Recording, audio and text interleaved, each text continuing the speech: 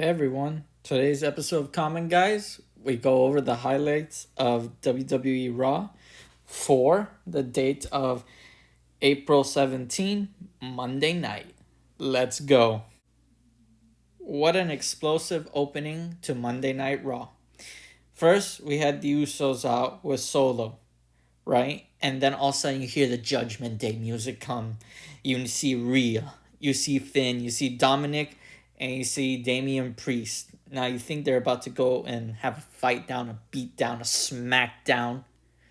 But a swerve happens. Jimmy and Jay are out of the loop. Solo is in the loop with the wise man himself, Paul Heyman.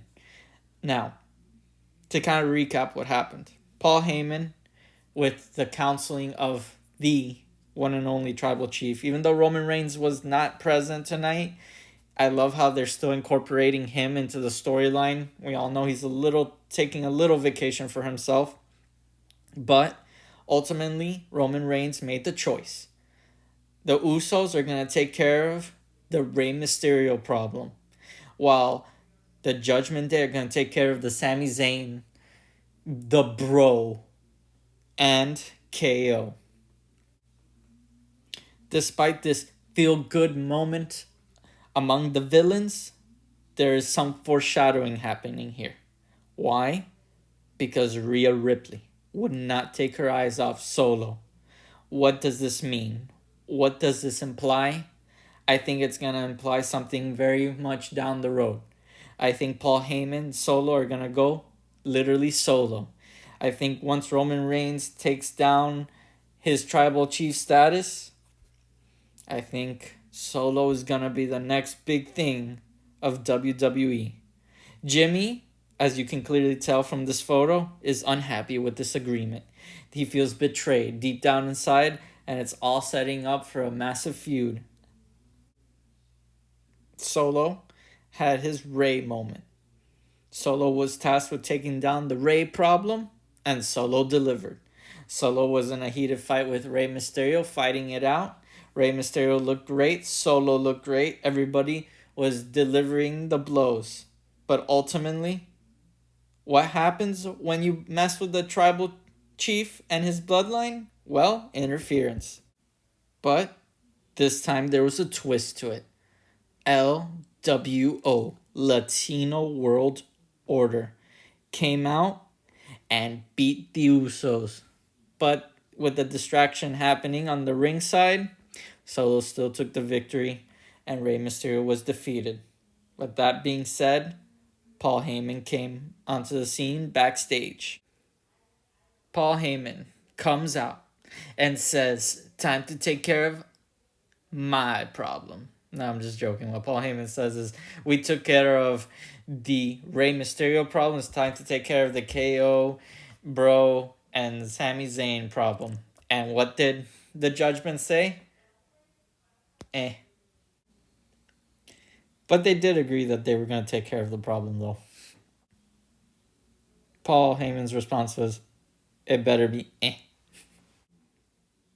Next up, we have the Cody Rhodes and Brock Lesnar storyline.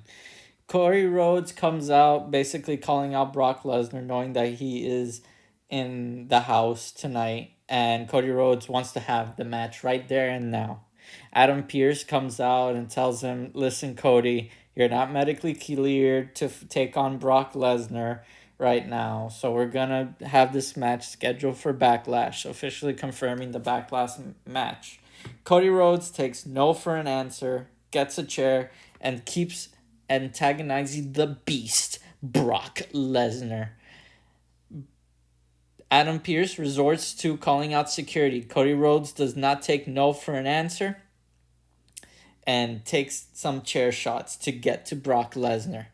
But long and behold, Brock Lesnar's guitar riff starts and Cowboy Brock Lesnar heel version comes out, basically antagonizing Cody Rhodes to come toward him, to make his way toward him so they can have the match. Cody Rhodes gladly obliges, but security swarms Cody Rhodes. Brock Lesnar eventually just leaves laughing in Cody Rhodes' face, but Cody Rhodes won't take no for an answer and officially calls the Beast, the literal destruction machine, a coward. Cody Rhodes, you're about to have one hell of a match. F5 City is coming down. The next match was Miz versus Seth Rollins. Both men came out aggressive. The crowd was cheering both men on. I think if WWE wants to continue to push The Miz in a less comedic role but more aggressive, this is going to be really good for him and his career. I think Miz really is a great wrestler, but he's been treated like a jobber lately. Miz really should be seen as a force of nature that he deserves to be. And Seth Rollins continues to show in popularity with the crowd really being behind him and doing the Algorian chant. Ultimately, I think Seth really needs a big push and The Miz needs to get in title competition. The next big moment that occurred was Trish Stratus coming out, telling the crowd that she is the women's revolution. They should all be thanking her for women's WWE. She was the original person. Her and Alita really built the brand for women, and that Becky is pretty much conceited, doesn't acknowledge that Trish was the start of it all. Ultimately, this is going to push for the feud to continue. And of course, Trish is really turning into heel. And I really like how this is going to be shaping up because Trish as a heel is better than her as a babyface, in my opinion. Next Friday night, Liv Morgan and Raquel Rodriguez are going to have to defend their title against Sonya Deville and Chelsea Green.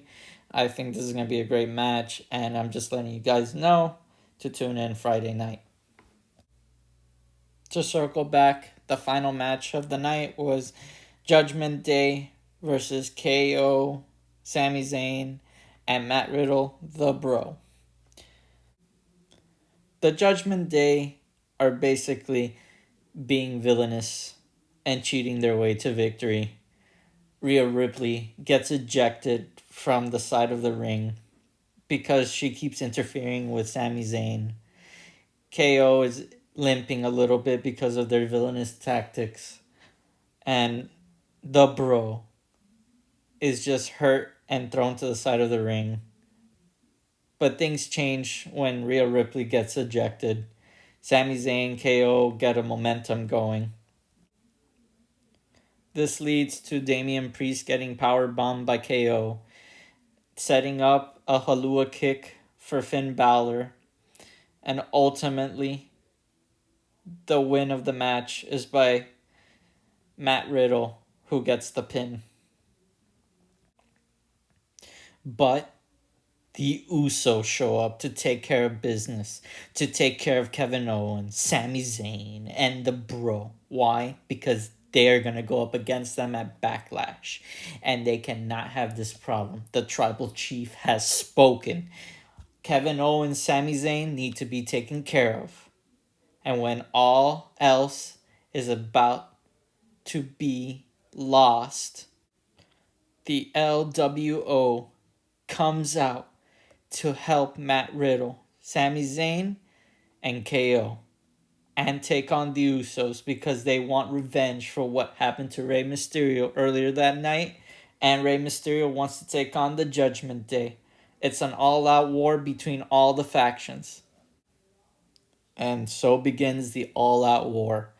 LWO versus the Judgment Day versus the Usos, Sami Zayn and Kevin Owens, and Matt Riddle versus the Judgment Day and the Usos. The Usos and the Judgment Day have no choice but to run away. Why? Because ultimately, tonight's about the babyface. And the babyface factions are taking their stand. No longer are they going to be pushed around by the Judgment Day and the Usos. One of the best highlights of this all-out war breakout was Rey Mysterio finally landing some blows on Dominic. Much deserved because he really needs a spanking. WrestleMania wasn't enough, and now it's time for Dominic to take his medicine. Ultimately, the future for WWE looks really bright with this faction war, and I'm all for it. As always, thank you for watching. Like and subscribe, hit the comments down below, and tell me what your favorite moment for the Raw Monday night was. Also, hit the notification bell icon so you can see my next video. Thank you for watching. Have a good day.